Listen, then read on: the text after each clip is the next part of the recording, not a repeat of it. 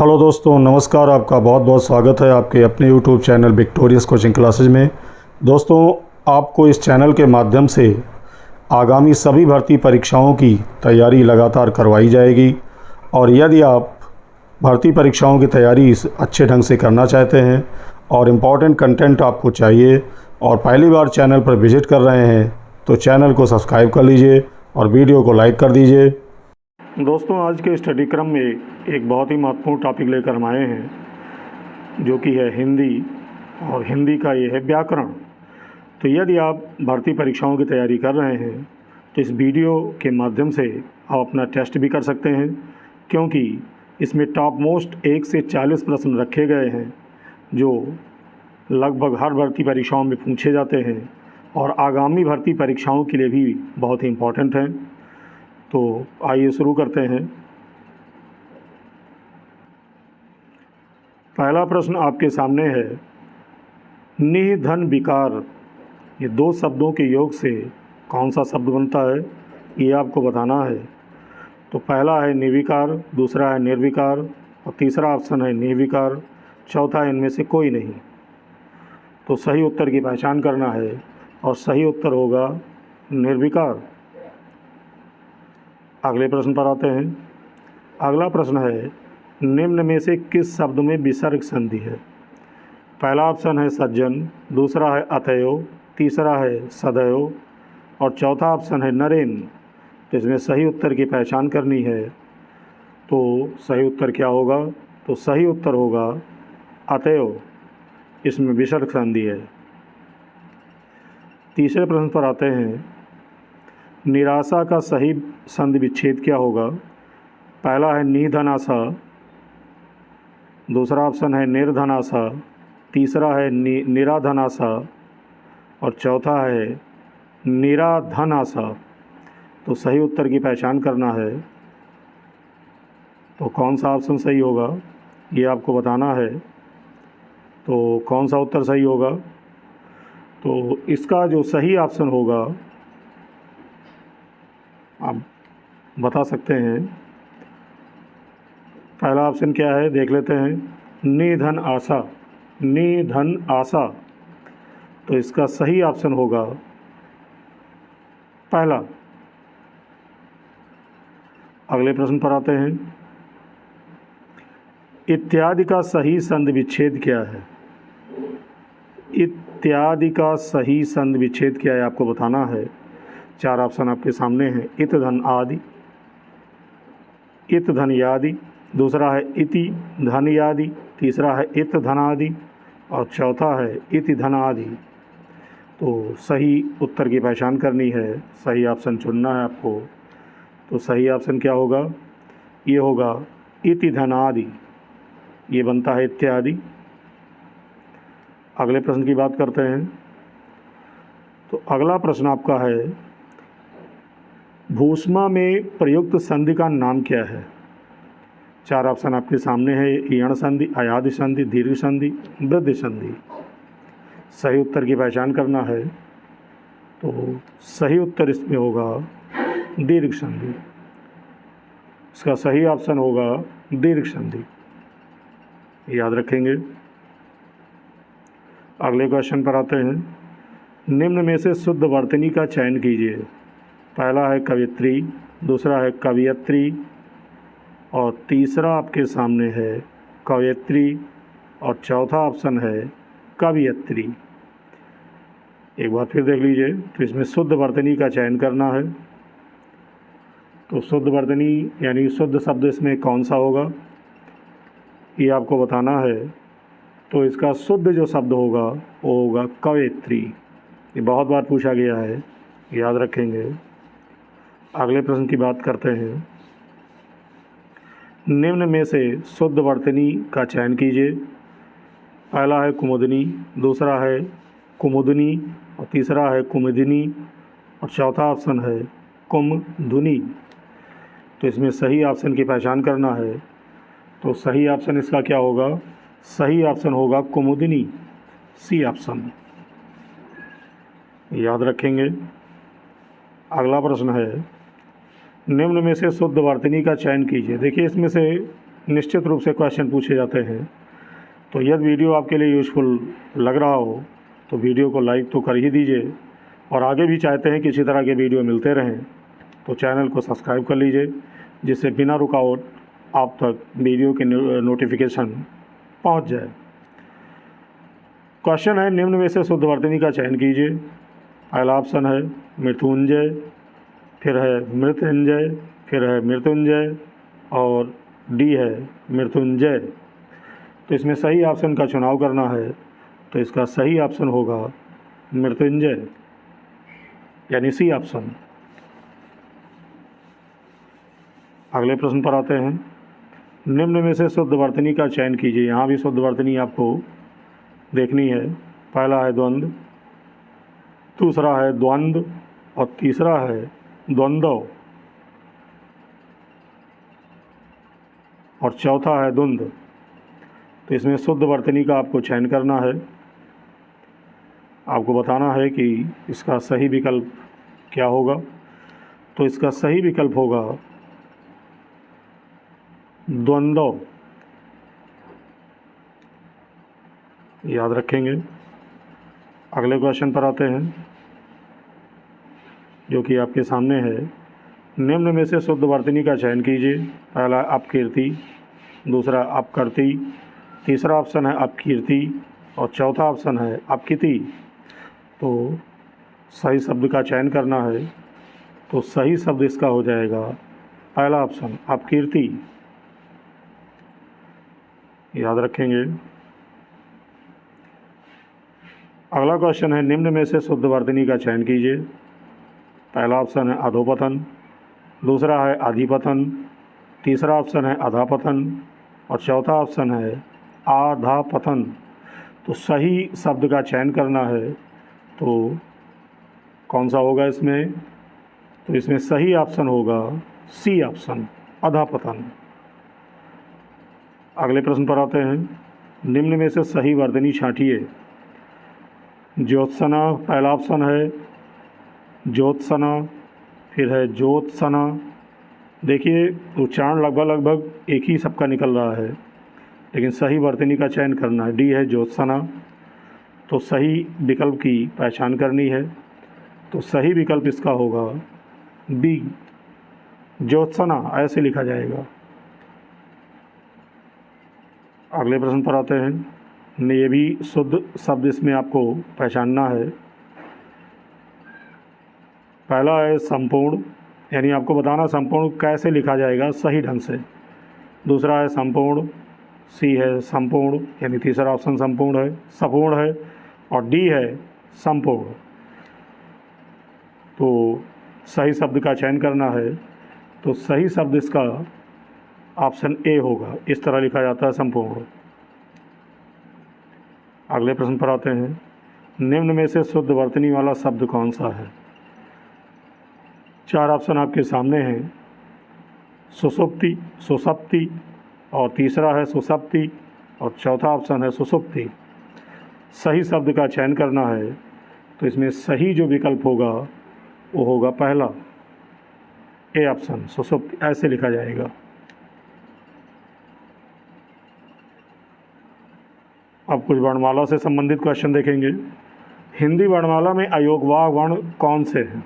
बहुत पूछे जाते हैं, तो इनको याद रखेंगे। पहला ऑप्शन है आ, दूसरा ई और तीसरा है ऊ और बड़ा ऊ और चौथा है अंग और आह। तो आपको अयोगवाह वर्ण पहचानना है, तो कौन से हैं? तो अंग और आह को हम अयोगवाह वर्ण कहते हैं, याद रखेंगे। यानी इसका चौथा विकल्प सही होगा। अगला है सा, फिर सा है, फिर हा। कौन से व्यंजन कहलाते हैं? पहला स्पर्शी, दूसरा विकल्प है प्रकंपी, तीसरा है संघर्षी और चौथा विकल्प है स्पर्श संघर्षी। तो आपको सही विकल्प का चयन करना है, तो सही विकल्प इसका होगा, इनको कहते हैं संघर्षी व्यंजन। क्या कहते हैं? संघर्षी व्यंजन। विकल्प सी सही होगा। अगले प्रश्न पर आते हैं, ए ऐ वर्ण क्या कहलाते हैं? पहला ऑप्शन है मूर्धन्य, दूसरा है नासिक, तीसरा है ओष्ठ और चौथा ऑप्शन है कंठतालव्य। तो सही उत्तर की पहचान करना है, तो सही उत्तर इसका होगा कंठतालव्य, चौथा ऑप्शन। ये कंठतालव्य वर्ण कहलाते हैं। अगले प्रश्न पर आते हैं। निम्नलिखित में से नासिक के व्यंजन कौन सा है? पहला है सा, दूसरा है या, तीसरा ऑप्शन है जा और चौथा है गा। तो नासिक के यानी नासिका से जिनका उच्चारण होता हो, उच्चारण करके आप देख सकते हैं। तो इसका सही विकल्प क्या होगा? इसका सही विकल्प होगा या।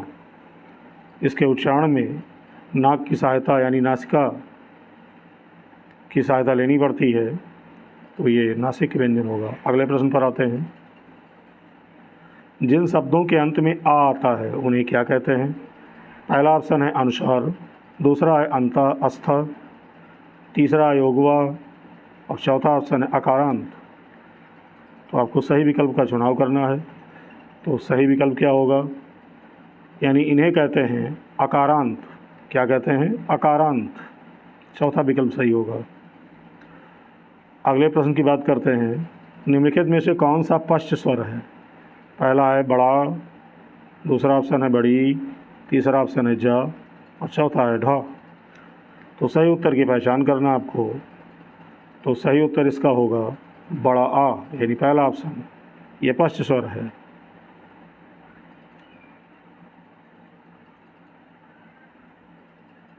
देखिए वीडियो आपको कैसा लगा है, क्वेश्चन आपके इम्पोर्टेंट हैं कि नहीं है, ये हमें कमेंट करके अवश्य बताइएगा।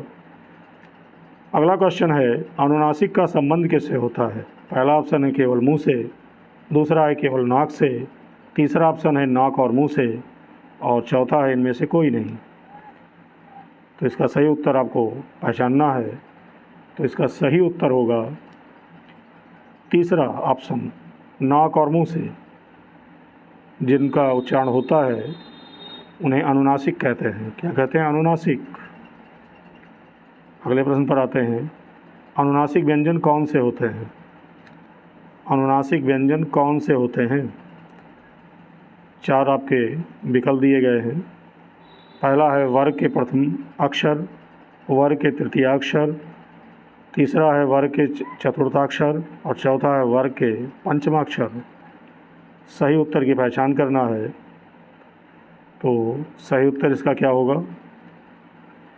हमें क्या पहचानना है? फिर से क्वेश्चन देख लेते हैं। अनुनासिक व्यंजन कौन से होते हैं? तो अनुनासिक व्यंजन कौन से होते हैं ये हमें बताना है। तो इसके जो विकल्प हैं, इसमें विकल्प चौथा सही होगा। वर्ग के पंचमाक्षर को अनुनासिक व्यंजन कहते हैं। अगले प्रश्न पर आते हैं। तालव्य व्यंजन कौन से हैं? पहला ऑप्शन है चाछा जाझा, दूसरा ऑप्शन है ताथा दाधा, तीसरा ऑप्शन है टाठा अंगा और ढा, चौथा ऑप्शन है पाफा बाभा। तो तालव्य व्यंजन इनमें से पहचानना है, यानी सही उत्तर की पहचान करनी है। इम्पॉर्टेंट क्वेश्चन है। तो इसका सही आंसर होगा पहला विकल्प, चा छा जा झा, ये तालव्य व्यंजन होते हैं। अगले क्वेश्चन पर आते हैं। या रा ला वा किस वर्ग के व्यंजन है? पहला ऑप्शन है ऊष्म, दूसरा है तालव्य, तीसरा अंतास्थ और चौथा है ओष्ठ। तो सही उत्तर की पहचान करना है। तो इसका सही ऑप्शन होगा, इनको कहते हैं अंतास्थ व्यंजन। उम्मीद है समझ में आ गया होगा, याद रखेंगे। अगला प्रश्न है। स्थान के आधार पर बताइए कि मूर्धन्य व्यंजन कौन से हैं? मूर्धन्य व्यंजन की पहचान करना है। पहला ऑप्शन है जाझा, दूसरा है गाघा और तीसरा है डाढ़ा और चौथा ऑप्शन है पाफा। यानी हमें मूर्धन्य व्यंजन की पहचान करना है इन चारों ऑप्शंस में से। तो सही उत्तर का चयन आपको करना है। तो इसका सही उत्तर होगा डा और ढा, यानी विकल्प इसका सी सही होगा। अगले प्रश्न पर आते हैं। स्रा वर्ण किसके योग से बना है? बहुत पूछा जाता है। पहला ऑप्शन है सा और रा, दूसरा है जा और या, तीसरा ऑप्शन है ता और रा, चौथा ऑप्शन है क और सा। तो सही उत्तर की पहचान करना है। तो सही उत्तर इसका होगा पहला ऑप्शन श और अ, इनके योग से श्रावण बनता है। अगले प्रश्न पर आते हैं, ज्ञा वर्ण किसके योग से बनता है? 4 ऑप्शन आपके दिए गए हैं, ज या, दूसरा है ज आ, और तीसरा है ज और आ, चौथा ऑप्शन है ज और या। तो आपको पहचान करना सही उत्तर की। तो सही ऑप्शन इसका होगा ऑप्शन नंबर ए, ज और या। अगले प्रश्न पर आते हैं, त्रा वर्ण किसके योग से बना है? पहला ऑप्शन है क और सा, दूसरा है ता और रा, तीसरा है ता और शा, और चौथा ऑप्शन है क और सा। तो आपको सही आंसर की पहचान करना है, यानी सही विकल्प की पहचान करना है। तो सही विकल्प क्या होगा? तो इसका सही उत्तर होगा ऑप्शन नंबर बी, ता और रा से त्रा बनता है। अगला प्रश्न है, छा वर्ण किसके योग से बनता है? पहला है क और सा, दूसरा है क और छा, तीसरा है क और चा, चौथा ऑप्शन है क और सा। तो आपको सही उत्तर की पहचान करनी है। तो इसका सही ऑप्शन होगा ऑप्शन नंबर ए, क और सा से छा बनता है। अगले प्रश्न पर आते हैं। अगला प्रश्न है, निम्नलिखित में से संयुक्त व्यंजन कौन से हैं? पहला ऑप्शन है छात्रा ज्ञा और श्रा, दूसरा ऑप्शन है या रा ला वा, तीसरा ऑप्शन है सा और हा, और चौथा इनमें से कोई नहीं। तो सही उत्तर की पहचान करनी है, यानी सही विकल्प आपको बताना है। तो सही विकल्प इसका ऑप्शन नंबर ए होगा, छात्रा ज्ञा और श्रा, ये संयुक्त व्यंजन कहलाते हैं। अगले प्रश्न पर आते हैं, निम्नलिखित में से द विगुण व्यंजन कौन से हैं? बहुत इंपॉर्टेंट क्वेश्चन है। पहला ऑप्शन है अंगा और ढा, दूसरा है सा और सा, और तीसरा ऑप्शन है या और वा, और चौथा है इनमें से कोई नहीं। तो आपको सही उत्तर की पहचान करना है कि द विगुण व्यंजन कौन से हैं। तो इसका सही उत्तर होगा ऑप्शन नंबर ए, याद रखेंगे। अगले प्रश्न पर आते हैं, निम्नलिखित में से ऊष्म व्यंजन कौन से हैं? तो मैंने बताया अभी ऊपर भी, और इसमें ऑप्शन दिया हुआ है सा और हा, दूसरा है या रा ला और वा, तीसरा ऑप्शन है छा त्रा ज्ञा, चौथा ऑप्शन है टा अंगा और ढा।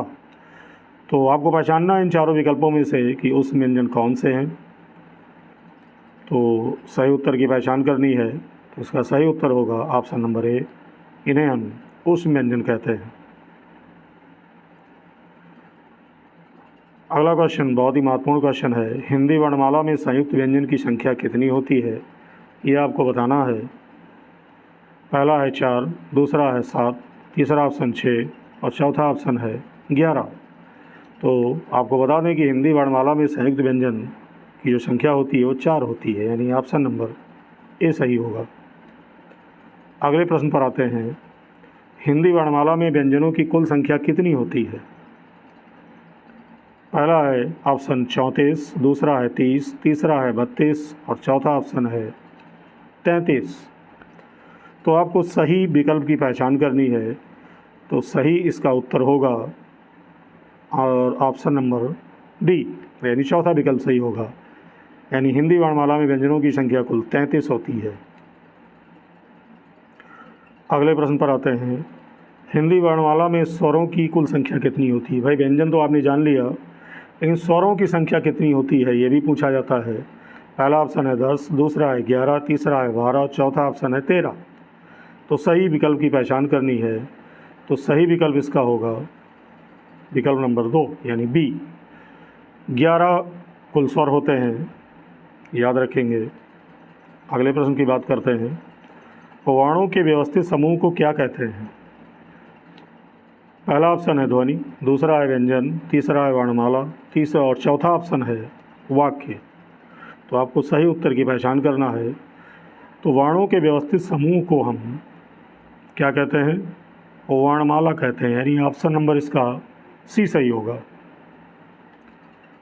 अगले प्रश्न पर आते हैं, बहुत बार पूछा गया है, भाषा की सबसे छोटी इकाई क्या है? पहला है वर्ण, दूसरा ऑप्शन है स्वर, तीसरा ऑप्शन है व्यंजन, चौथा है शब्द। तो आपको सही उत्तर की पहचान करनी है। तो आपको बता दें कि भाषा के जो सबसे छोटी इकाई है उसे हम वर्ण कहते हैं, यानी ऑप्शन नंबर ए सही होगा। अगले प्रश्न पर आते हैं, निम्नलिखित में से कौन अयोगवाह है? कौन अयोगवाह है? पहला ऑप्शन है अल्पप्राण, दूसरा ऑप्शन है महाप्राण, और तीसरा है विसर्ग, और चौथा ऑप्शन है संयुक्त व्यंजन। तो आपको पहचानना है कि इन चारों विकल्पों में से अयोगवाह कौन से हैं, कौन से अयोगवाह हैं। तो इसका सही उत्तर होगा विकल्प सी, विसर्ग। इन्हें अयोगवाह कहते हैं। अगले क्वेश्चन पर आते हैं, हिंदी की आदि जननी क्या है? यानी कौन सी भाषा है? पहला ऑप्शन है पाली, दूसरा है संस्कृत, तीसरा है अपभ्रंश, और चौथा है प्राकृत। तो आपको सही उत्तर की पहचान करनी है कि हिंदी का जन्म कहाँ से हुआ है, किस भाषा से हुआ है। तो इसका सही ऑप्शन होगा, कौन सा ऑप्शन होगा? संस्कृत, यानी ऑप्शन नंबर बी सही होगा। और अगले और अंतिम प्रश्न की बात कर लेते हैं। तो अगला प्रश्न है, हिंदी में मूल वर्ण कितने हैं? पहला ऑप्शन है 33, दूसरा ऑप्शन है 44, और तीसरा ऑप्शन है 52, और चौथा ऑप्शन है 36। आपको सही उत्तर की पहचान करनी है। तो हिंदी में मूल वर्ण कितने होते हैं ये आपको बताना है। तो याद रखिए ये 44 होते हैं, यानी ऑप्शन नंबर बी इसका सही होगा। तो दोस्तों ये थे 1 से 40 प्रश्न जो कि बहुत ही इम्पॉर्टेंट हैं और इनसे निश्चित रूप से परीक्षाओं में पूछे भी जाते हैं। तो यदि वीडियो आपको अच्छा लगा हो तो वीडियो को लाइक कर दीजिए, और यदि अभी तक चैनल को सब्सक्राइब नहीं किया है और आगे भी इसी तरह के आपको वीडियो चाहिए तो चैनल को सब्सक्राइब कर लीजिए, और ज़्यादा से ज़्यादा अन्य अभ्यर्थियों को भी इसका फ़ायदा मिले तो ज़्यादा से ज़्यादा वीडियो को अन्य ग्रुपों में भी शेयर कर दीजिए। तो मिलते हैं एक नए वीडियो में एक नए कंटेंट के साथ। तब तक के लिए अपनी तैयारी जारी रखें। बहुत बहुत धन्यवाद।